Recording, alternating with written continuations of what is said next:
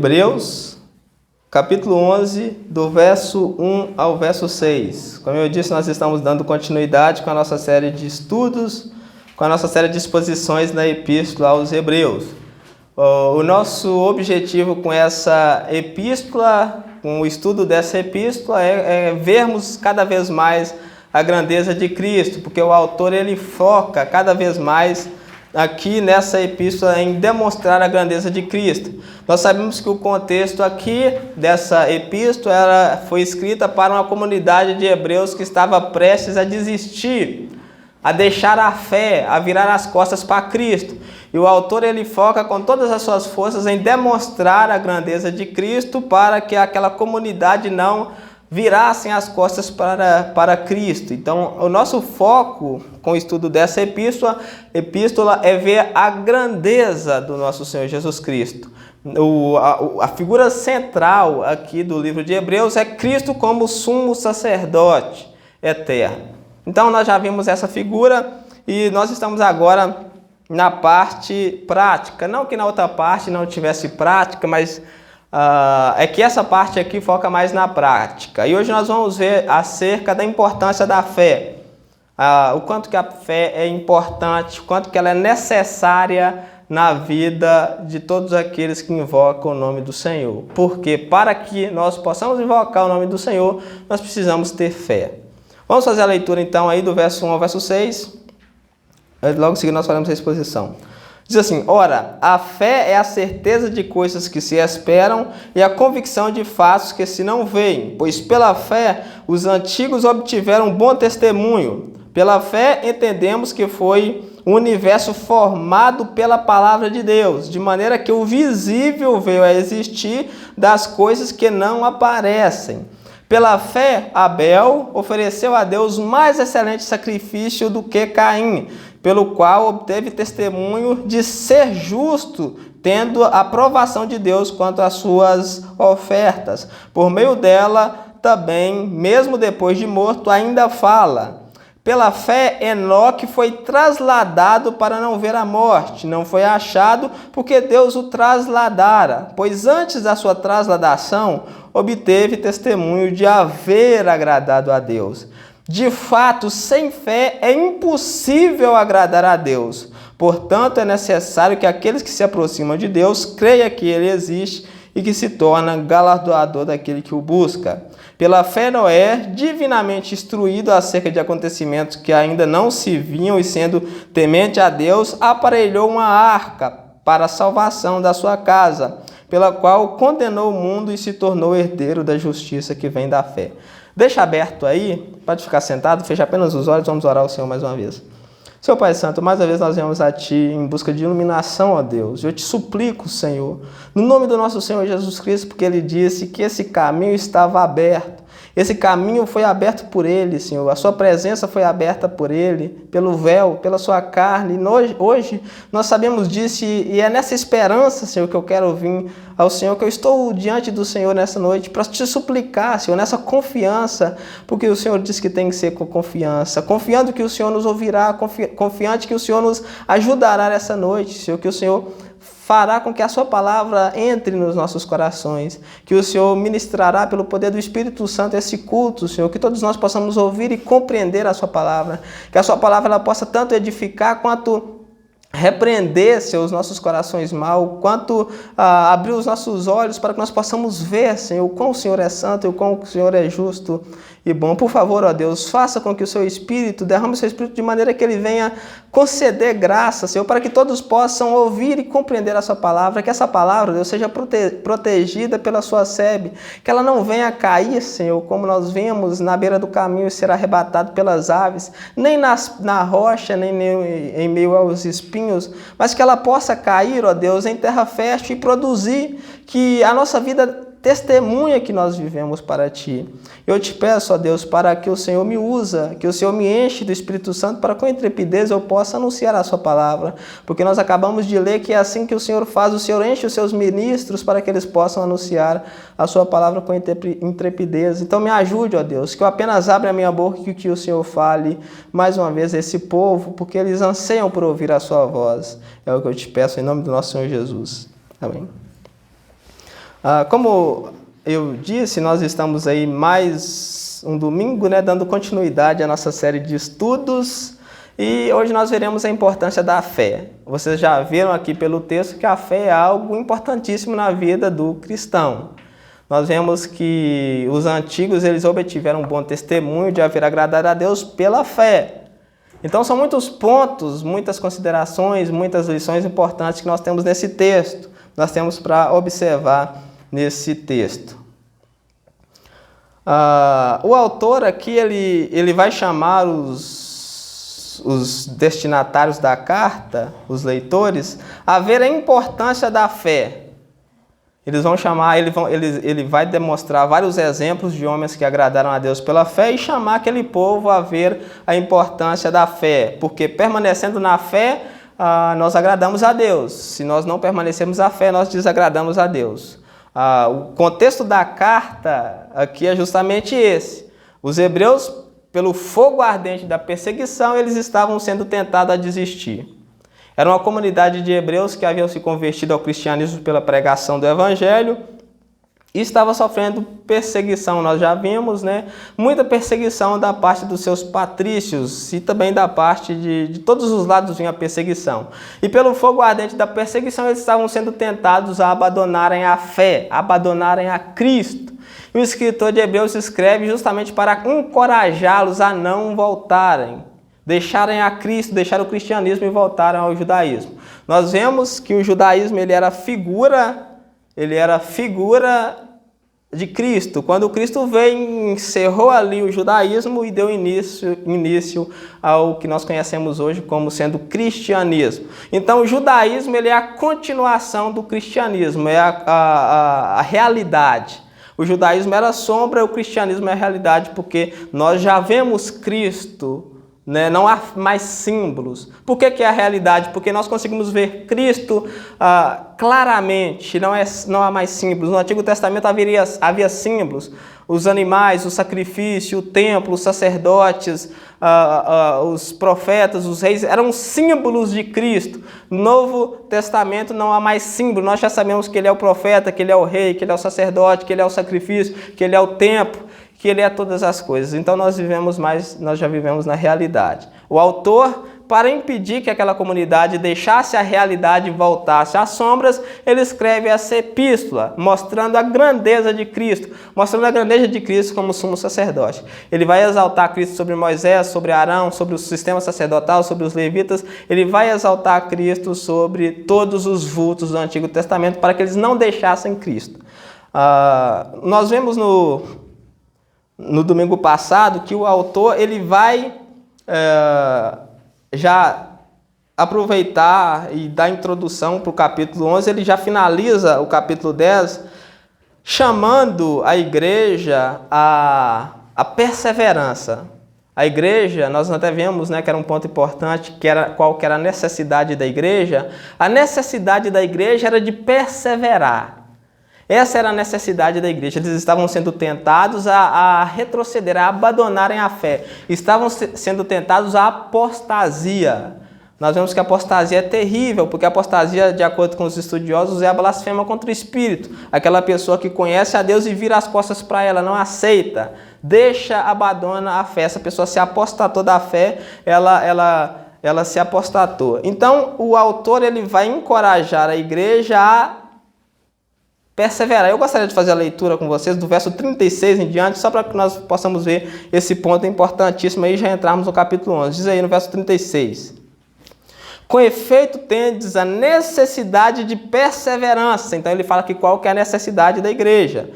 Está no capítulo 10, verso 36, ele diz: com efeito, tendes necessidade de perseverança, para que, havendo feito a vontade de Deus, alcanceis a promessa. Então a igreja precisava de perseverar para que, fazendo a vontade de Deus, alcanceis a promessa. E aqui nós vemos uma ligação.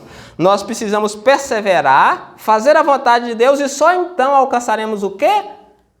A promessa.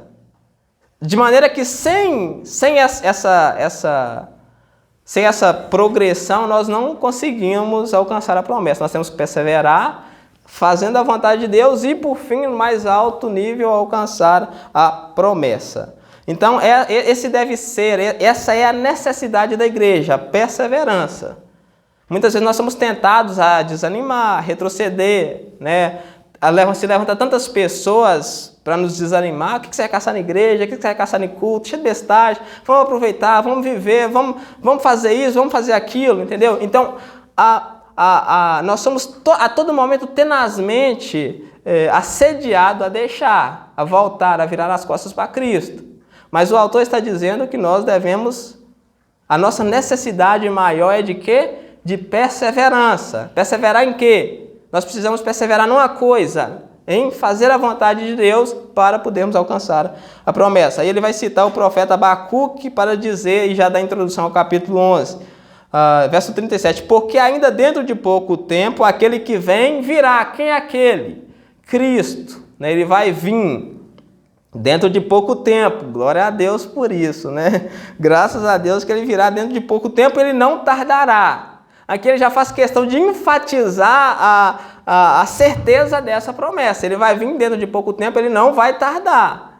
Ele não tardará, graças a Deus. Verso 38, todavia, agora ele vai falar da nossa vida na terra, como que deve ser a vida daquele que crê no Senhor na terra.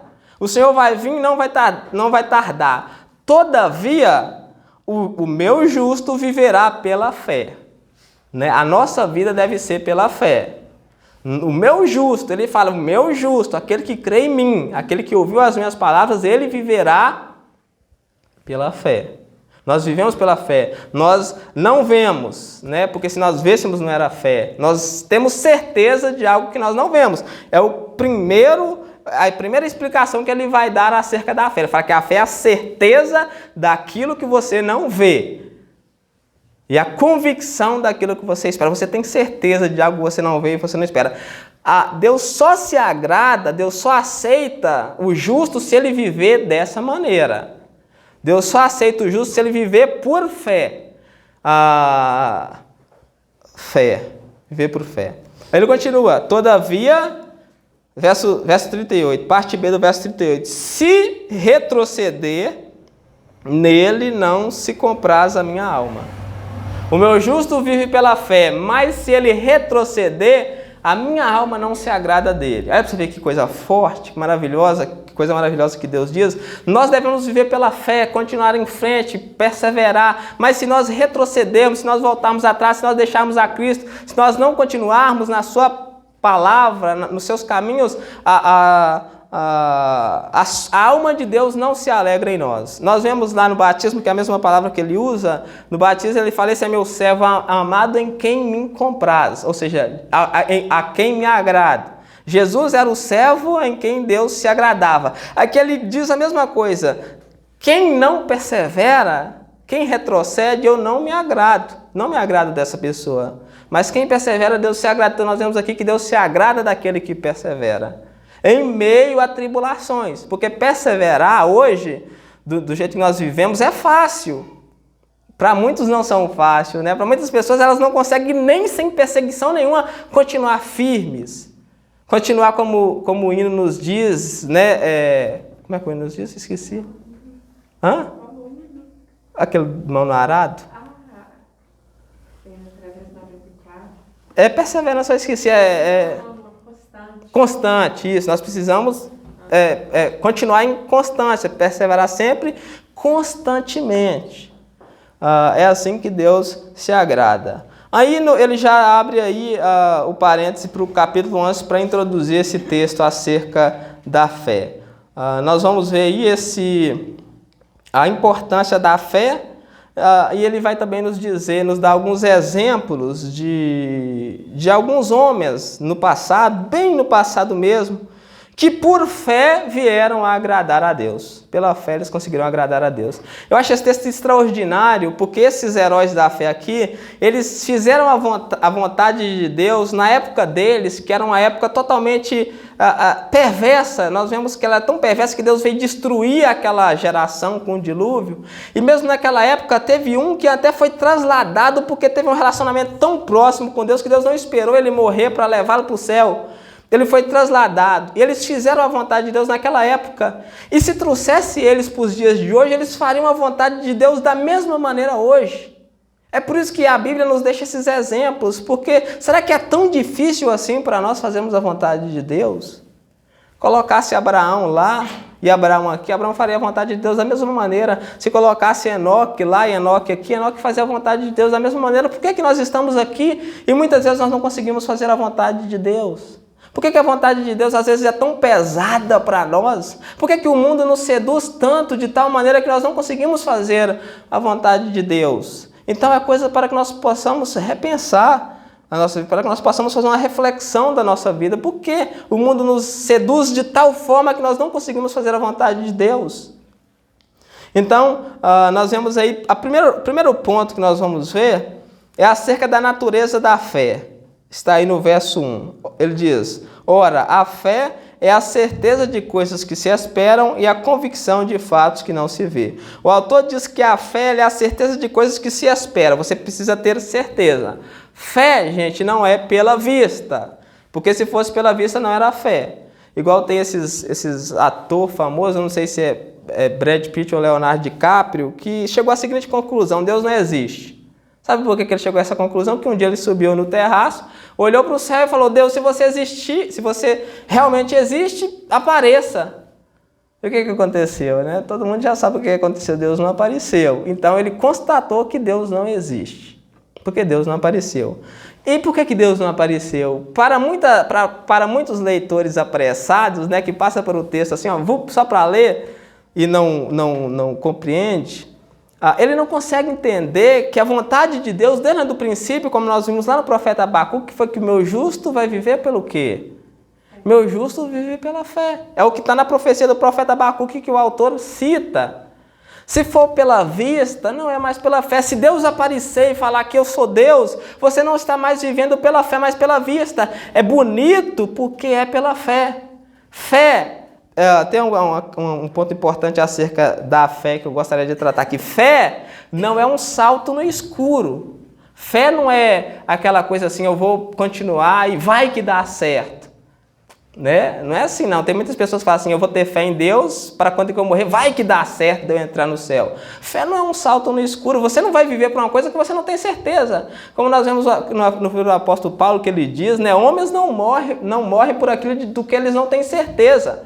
Por isso que o autor aos Hebreus ele diz que a natureza da fé é essa, a natureza da fé é algo certo. Ele diz, ora, a fé é a certeza de coisas que se esperam. Então a pessoa que tem fé, ela tem certeza. Ninguém vai andar, viver, abrir mão, abrogar, né, renunciar à própria vida por algo de que ele duvida. Alguém aqui morreria por algo de que ele não tem certeza? Eu acredito que nenhum homem na face da terra morreria por algo do qual ele não tem certeza. Nós não morreríamos por algo de que nós não temos certeza. Nós morreríamos por algo de que nós temos certeza. Nós morremos por isso, nós vivemos por isso. Então fé é isso, fé é a certeza. Ele diz certeza e convicção de algo que se espera. Nós temos certezas e esperamos com toda a força. É por isso que nós vivemos.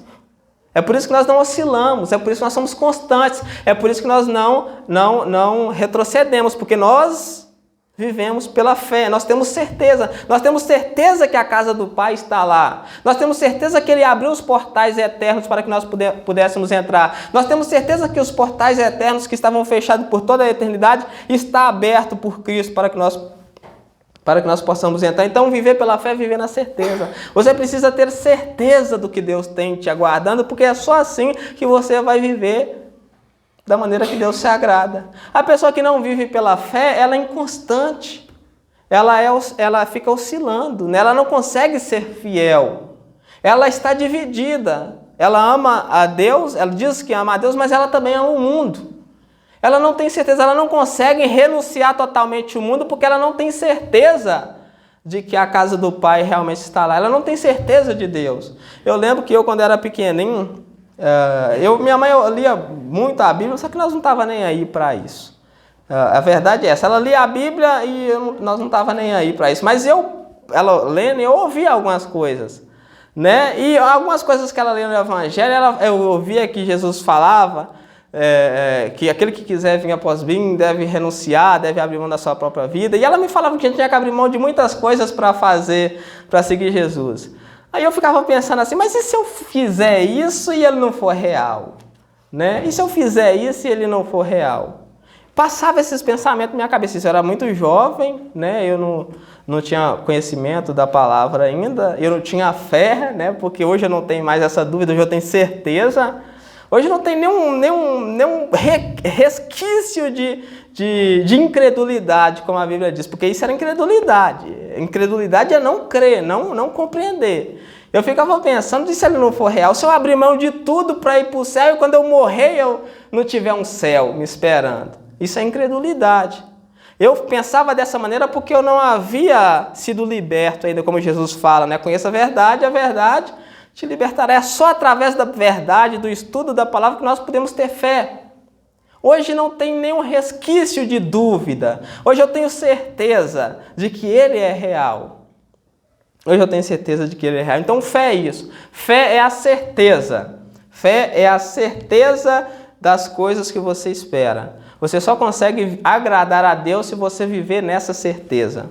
Você só consegue ser santo. Como que uma pessoa agrada a Deus? Sendo santa, né?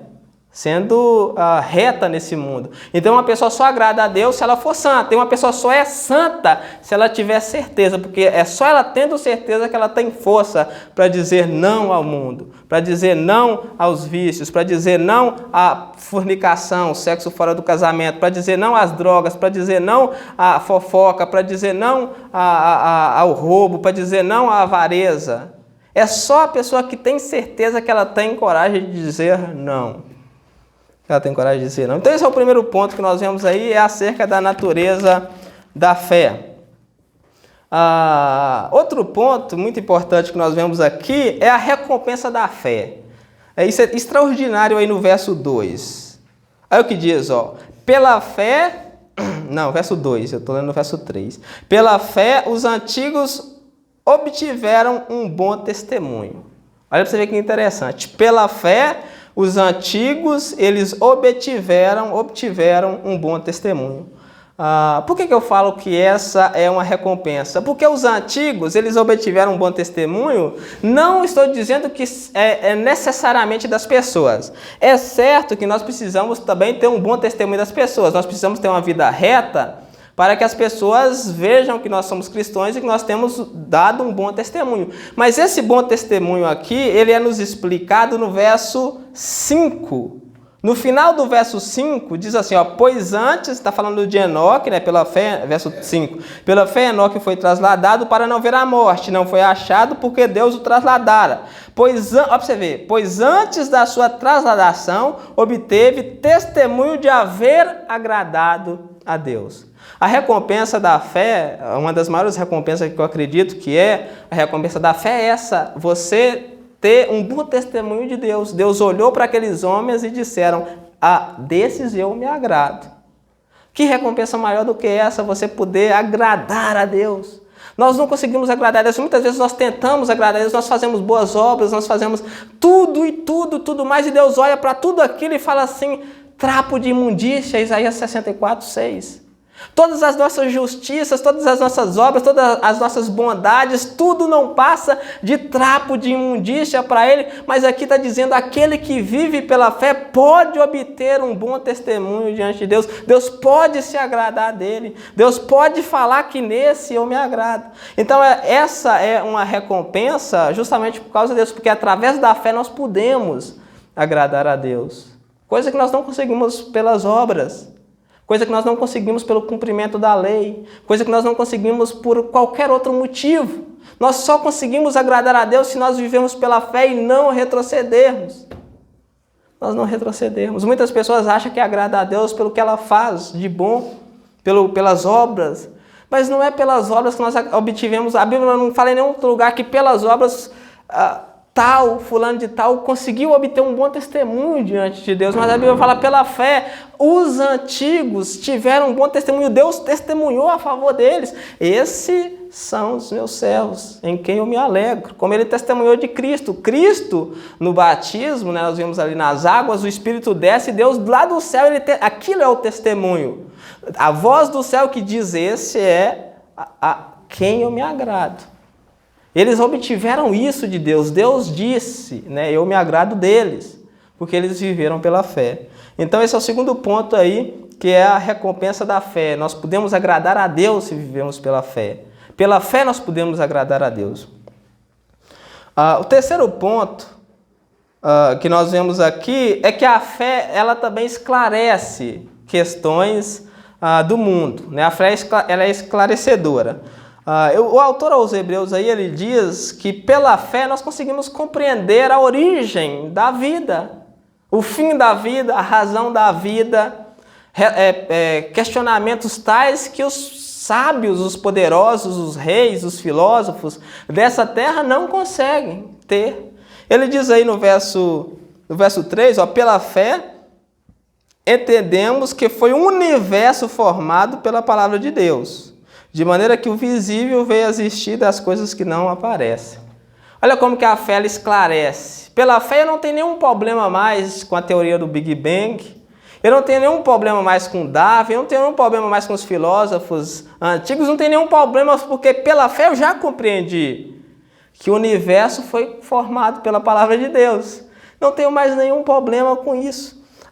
O ser humano, os grandes, os cientistas, os filósofos, eles não conseguem encontrar respostas para esses três questionamentos: de onde viemos, para onde vamos e qual que é o significado da vida. Mas o crente, o mais simples do crente, consegue entender isso facilmente pela fé. Nós viemos de Deus, fomos criados por Deus, né? Deus criou o mundo, criou o homem, criou a terra, criou os céus, criou tudo em 7 dias, né? E descansou no 7. Nós sabemos para onde que nós vamos. Antes de nós saber para onde que nós vamos, nós sabemos qual que é o significado da vida. Quando Deus coloca o homem no jardim, o homem tem uma missão ali, que é viver para Deus e ter comunhão para Deus. O Catecismo de Westminster, ele diz que o fim do homem é viver para Deus e desfrutar de Deus por toda a eternidade. Esse é o fim, é a razão da vida. Por que eu vivo? Eu vivo para Deus e desfrutar de Deus por toda a eternidade. E qual que é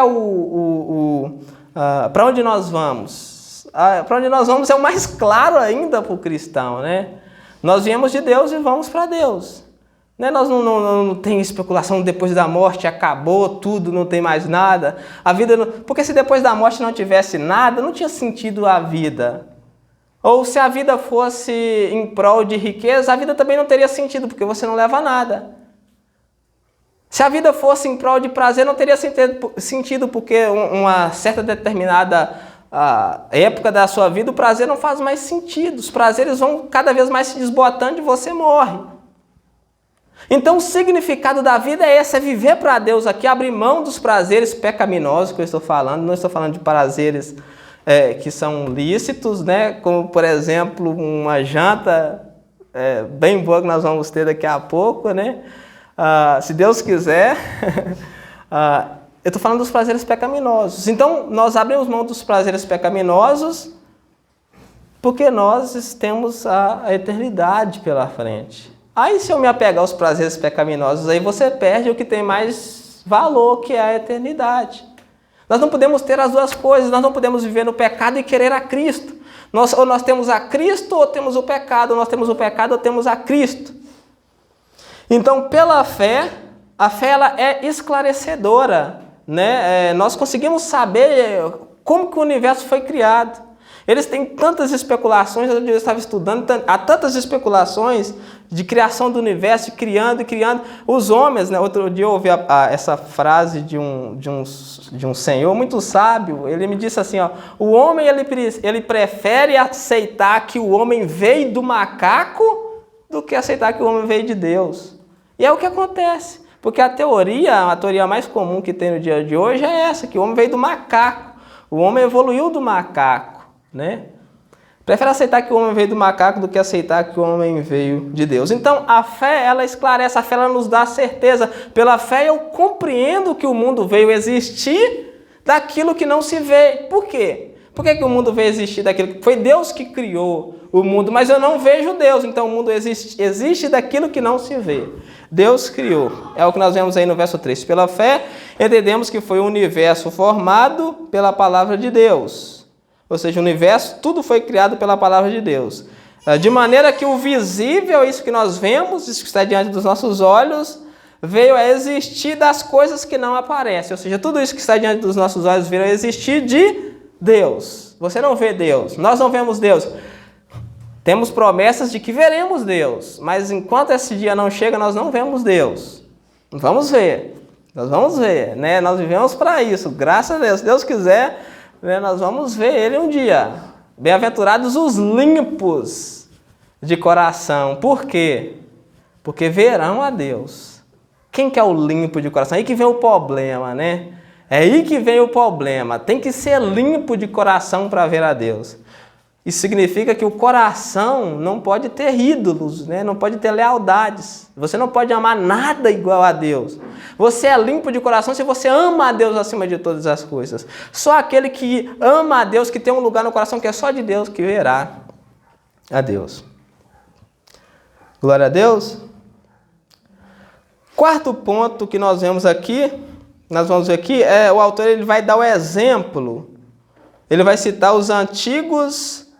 Ele vai dar o exemplo dos antigos, que pela fé eles vieram a agradar a Deus. E ele cita os dois primeiros crentes, né, que há relato na Bíblia, que é Enoque e Abel, e depois ele cita Noé, que foram os primeiros que pela fé agradou a Deus. Nós vemos esses três personagens aí que pela fé pôde agradar a Deus. Primeiro, no verso 4, ele vai falar acerca de Abel. Pela fé... aqui, ó, gente, rapidamente aqui, só uma pequena observação. Para quem não sabe por que Deus aceitou o sacrifício de Abel e não aceitou o sacrifício de Caim, o autor aos Hebreus ele já começa aqui exatamente dizendo. Por que parece que Deus foi injusto com Caim? Será que aceitou de Abel e... aos olhos da pessoa que não vive pela fé, Deus foi injusto, porque o sacrifício, a oferta era boa, as duas ofertas eram boas. Mas aí o autor diz aí, ó, no verso 4, ó, pela fé, Abel ofereceu a Deus mais excelente sacrifício do que Caim. Ou seja, foi pela fé, por causa da fé que Deus se agradou. Por que Deus não se agradou de Caim? Porque o que Caim fez não foi por fé. Caim ofereceu, mas não foi por fé. Por que foi por fé? Nós já vimos, né, nós estamos fazendo a leitura do livro de Gênesis, nós já vimos que Adão e Eva haviam passado isso para eles, que a salvação, que a redenção, que a verdadeira religião era baseada no sacrifício, no sangue, para cobrir os nossos pecados. Abel, pela fé, aceitou o evangelho que Eva e Adão haviam passado para eles, enquanto que Caim não aceitou. Abel quis e fez da maneira correta, enquanto que Caim quis fazer da maneira que ele achava melhor. E nós sabemos que da maneira que nós achamos melhor, não adianta. Não adianta nós fazermos aquilo que nós achamos melhor com boa intenção. Caim tinha boa intenção? Caim tinha a melhor das intenções, né? Mas vale a boa intenção quando está em desacordo com a vontade de Deus? Não vale. A boa intenção em desacordo com a vontade de Deus não vale.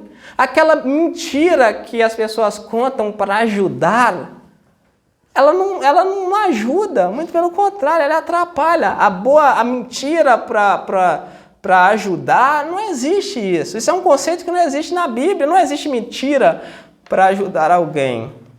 Entendeu? Da mesma maneira de Caim, não existe boa intenção em desacordo com a palavra de Deus, com a vontade de Deus. Caim tinha a melhor das intenções, mas não foi pela fé. Pela fé, Abel ofereceu a Deus mais excelente sacrifício do que Caim. Olha, ele continua. Ó, pelo qual obteve testemunho de ser justo, tendo a aprovação de Deus quanto às suas ofertas. Então, Abel, pela fé, ele obteve o testemunho de ser justo, tendo a aprovação de Deus quanto às suas ofertas. E por meio dela também, mesmo depois de morto, ainda fala. Então a oferta de Caim ela foi agradável a Deus. Deus, pela essa oferta, pela fé, Caim obteve o testemunho de ser justo. E é o testemunho que todos nós obtemos também. Nós só somos justos se for pela fé. A minha mãe sempre tem um grande problema com isso, né? Ela não consegue compreender que pela fé nós somos justificados. Sempre quando eu falo, mãe, nós somos justos, nós precisamos ser justos, nós precisamos... Só entra no céu aquele que for justo. Ela fala assim, mas na Bíblia está escrito que não tem um justo sequer. O conceito de justo, para muitas pessoas que não entendem a justificação pela fé, é realmente esse, não há nenhum justo. Aí eu falo, mãe, realmente não há nenhum justo, mas há justificados. Aí vem o problema, ela não sabe o que é justificado, pelo menos não sabe. Eu gostaria que ela soubesse o que era justificado agora, né?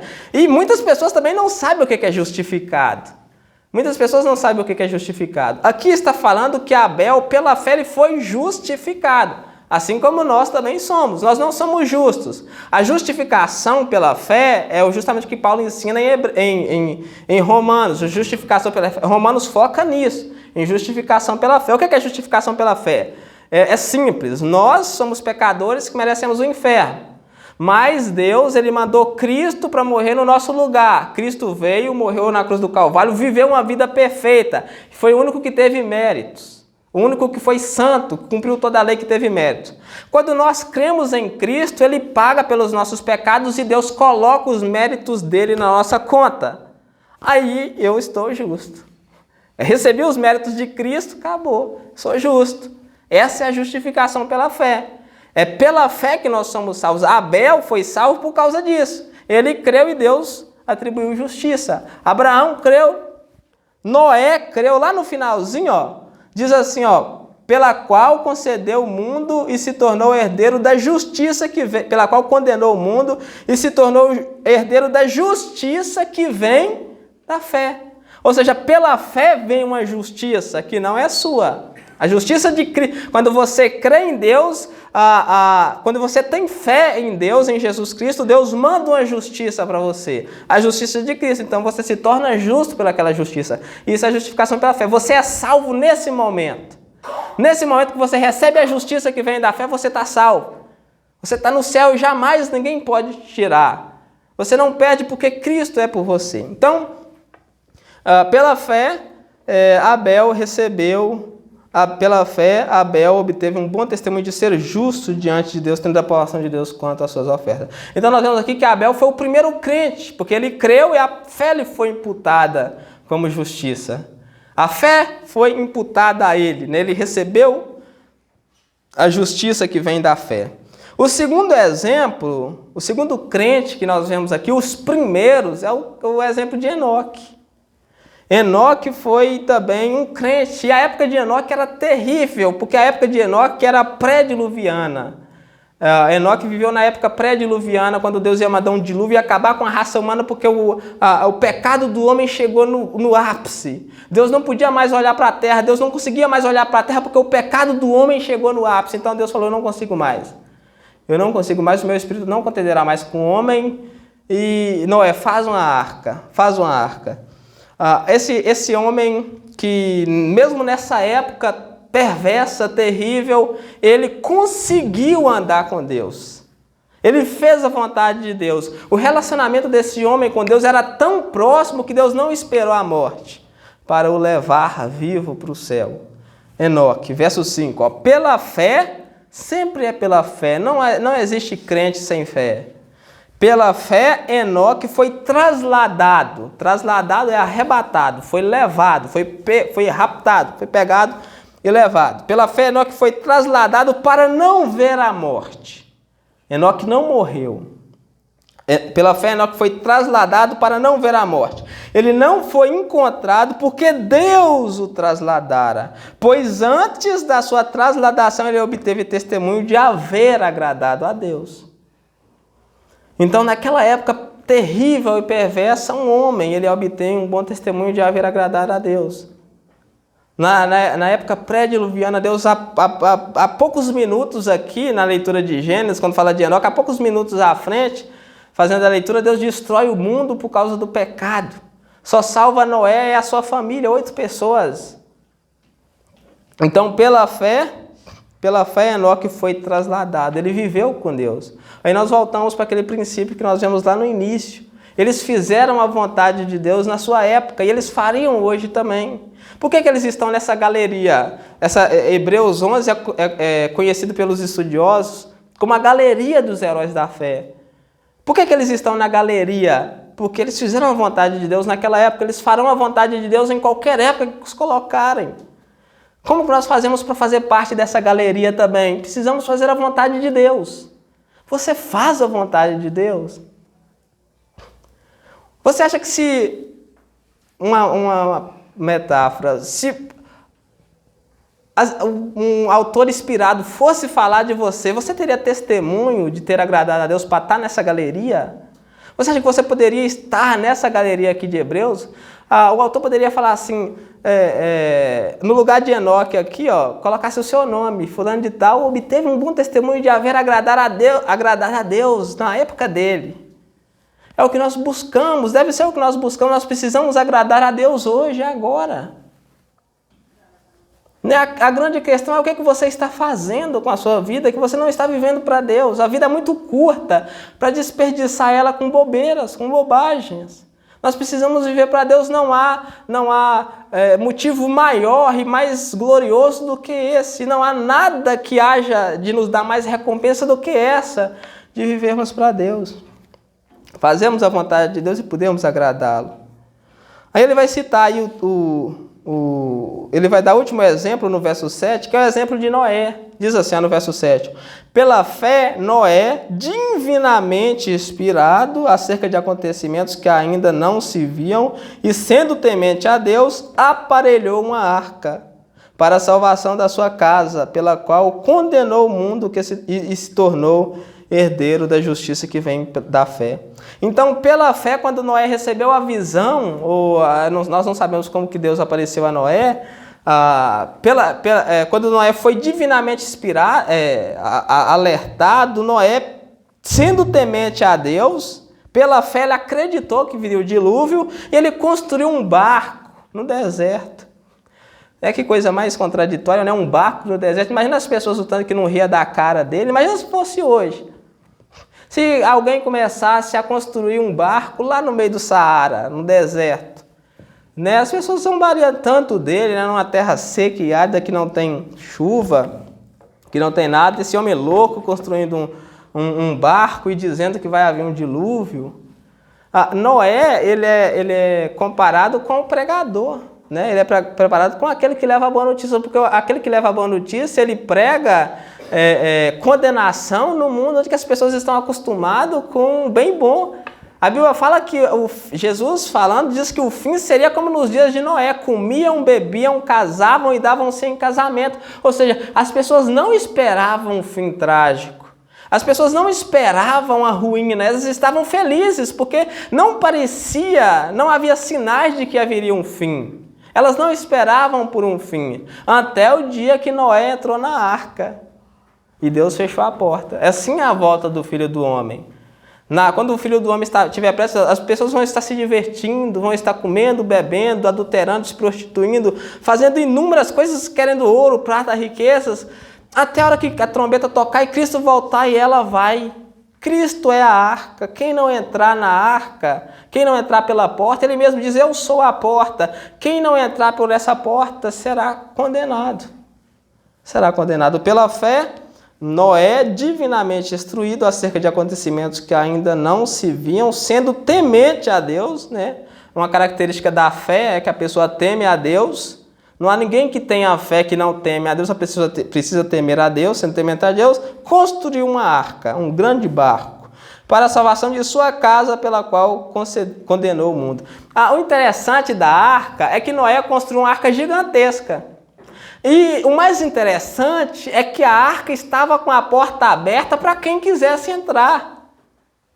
Por 500 anos, não sei ao certo, Noé pregou lá, a gente vai haver um dilúvio, entre na arca e você será salvo. A arca estava com as portas abertas para quem quisesse entrar e ninguém entrou. O evangelho está sendo pregado para multidões e ninguém aceita. As pessoas não aceitam. É a mesma coisa da arca, é o mesmo exemplo, está tudo ligado. E essa é a triste realidade que nós temos. Essa é a triste realidade, que a arca está com as portas abertas e as pessoas não querem entrar. Por que não querem entrar? Porque está ocupado demais, né, no banquete. Está ocupado demais recolhendo os despojos. Estão ocupados demais acumulando riqueza, acumulando títulos, acumulando patentes, acumulando ouro, prata, acumulando relacionamentos, acumulando divórcios. As pessoas estão ocupadas demais.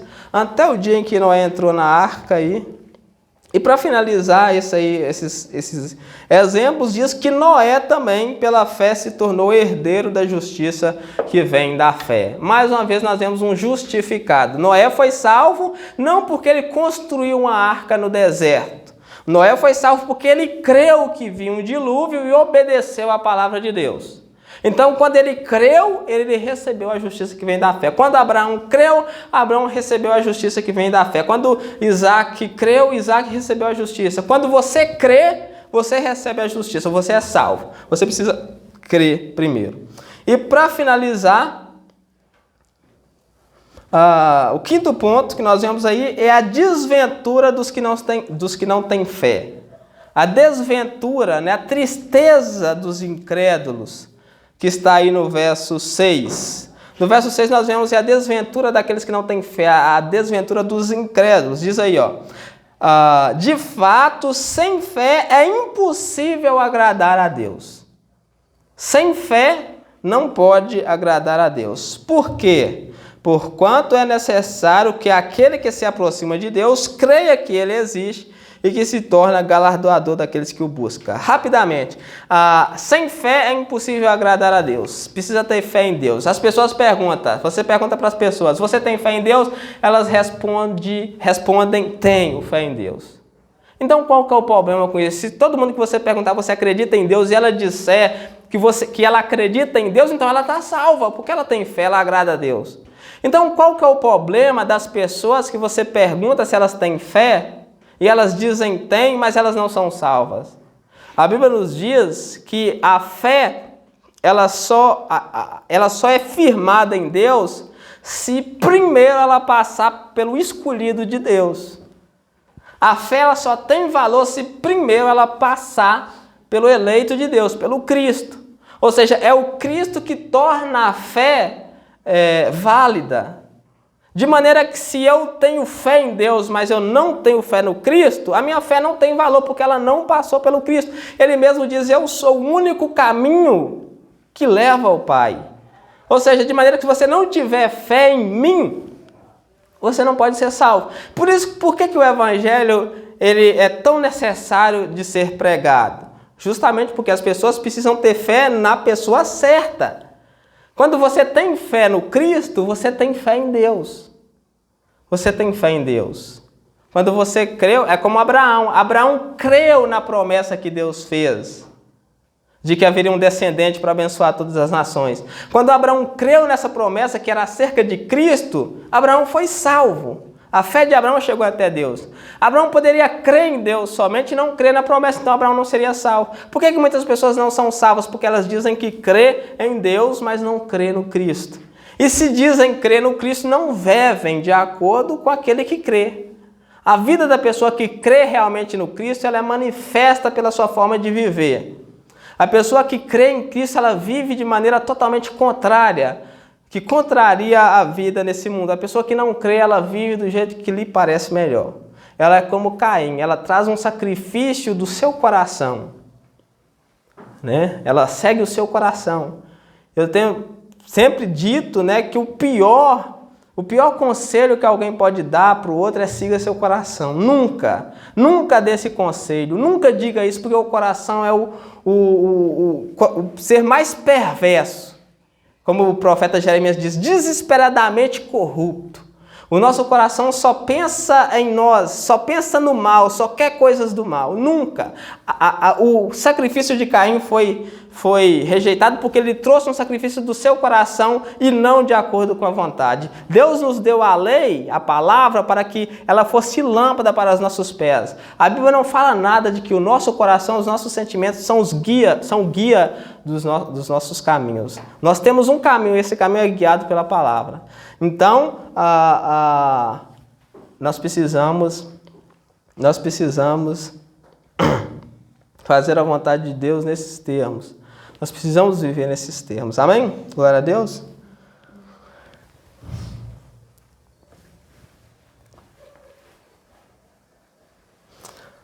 Então nós vamos orar.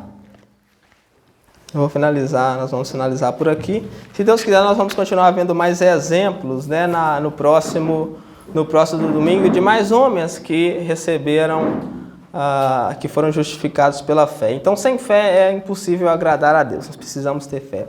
Vamos orar. Senhor Pai Santo, nós te agradecemos mais uma vez por essa oportunidade que o Senhor nos deu de podermos estar todos reunidos, Senhor, no mesmo local para ouvir a sua voz. Por favor, ó Deus, abra o coração de todos que estão aqui, para que todos possam compreender a sua palavra, para que todos possam entender a sua palavra. Eu te peço, ó Deus, em nome do nosso Senhor Jesus Cristo, nos dê força, nos dê entendimento e nos dê compreensão para que nós possamos fazer a sua vontade. Ajude-nos, Senhor, a viver para ti, ajude-nos a andar nos seus caminhos, ajude-nos, Senhor, a louvar o seu santo nome. Encha-nos, ó Deus, do seu Espírito, para que nós com intrepidez possamos viver e anunciar o seu santo conselho. É o que eu te peço e te agradeço mais uma vez, em nome do nosso Senhor Jesus Cristo. Amém.